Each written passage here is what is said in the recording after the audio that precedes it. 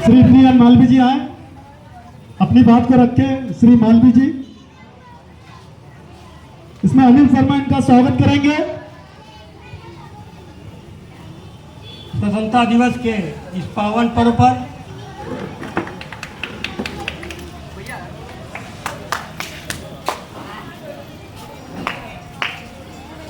झंडारोहण करने वाले हम सबके अग्रज संरक्षक बड़े भाई विजय अग्निहोत्री जी, उपस्थित सभी सम्मानित साथियों, नन्हे मुन्ने प्यारे बच्चों, हमारे क्षेत्र के निवासियों, सबसे पहले मैं दादा देवीदत्त अग्निहोत्री जी सहित गांधी जी, सुभाष जी, चंद्रशेखर आजाद, भारत माता सभी के चरणों में अपनी श्रद्धांजलि अर्पित करता हूं।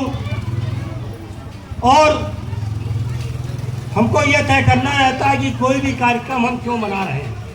आज़ादी का मकसद क्या था, हिंदुस्तान को आज़ादी क्यों दिलाई गई। जब हिंदुस्तान में आज़ादी की लड़ाई चल रही थी तो एक पत्रकार ने भगत सिंह से पूछा कि आप कैसे भारत का निर्माण चाहते हैं, तो उन्होंने कहा था कि जब तक देश के मजदूर, किसानों और जवानों को उनकी बेहतर जिंदगी का अवसर नहीं मिलेगा, हमारी आज़ादी सार्थक नहीं होगी।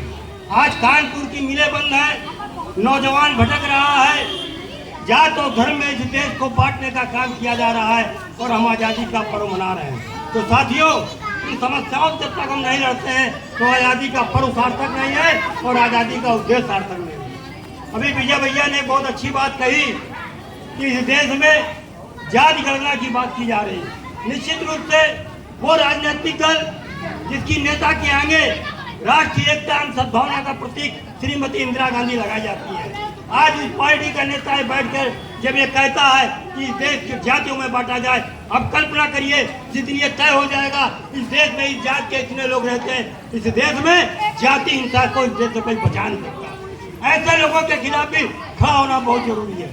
अब पार्टी के अंधभक्त एक राजनीतिक दल दूसरे राजनीतिक दल को अंधभक्त कहता है। मैं उन लोगों से पूछता हूँ जो आप अंधभक्त कहते हैं, आप कभी अपनी पार्टी की नीतियों का विरोध करते हैं। आज हम राजनीतिक कार्यकर्ता कम रह गए, हम अपनी पार्टी के अंधभक्त ज्यादा हो गए। हमारी पार्टी गलत काम करे, हमें उसका समर्थन करना है, दूसरी पार्टी सही काम करे, हमें उसका समर्थन करना है। तो इस तरह की राजनीति निश्चित रूप से देश को गलत दिशा की ओर ले जा रही है।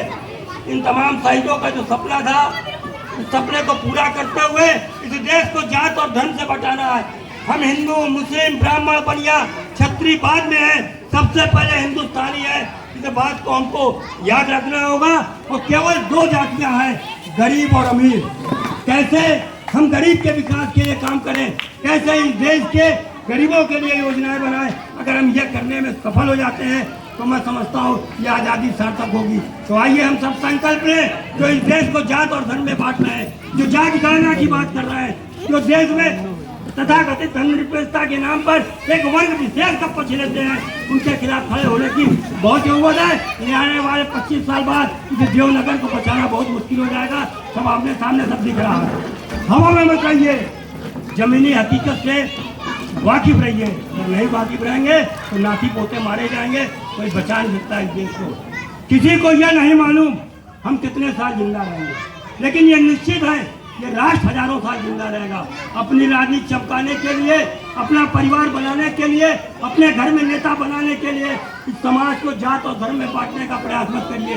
इस देश को धर्म और राष्ट्रवाद की परिभाषा में बांटते हुए गलत सोच के साथ, क्योंकि जो हम जब विचार की बात करते हैं तो विचार तब तक चलता है जब तक हमें सत्ता नहीं आती है। जिस दिन सत्ता आती है वो विचार किनारे हो जाती है। हम कैसे सत्ता प्राप्त करें, कैसे अपनी सीट बचाएं, इसमें हम गलत समझौते भी करते हैं। तो ऐसे लोगों के खिलाफ खड़े होइए। इसलिए साथियों, किसी को यह नहीं मालूम हम कितने साल जिंदा रहेंगे, लेकिन ये निश्चित है ये राष्ट्र हजारों साल जिंदा रहेगा। अपना भविष्य बनाने के लिए, अपने परिवार का भविष्य बनाने के लिए कोई ऐसा समझौता मत करिए कि ये देश टूटे। अंत में मेरे वतन के लोगों, जरा आँख में भर लो पानी, जो शहीद हुए हैं उनकी याद करो कुर्बानी। मैं कार्यक्रम आयोजकों को आभार व्यक्त करता हूँ कि निरंतर इस कार्यक्रम को करके वो हम सब लोगों को यहाँ बोलने का मौका देते हैं। जय हिंद, जय भारत।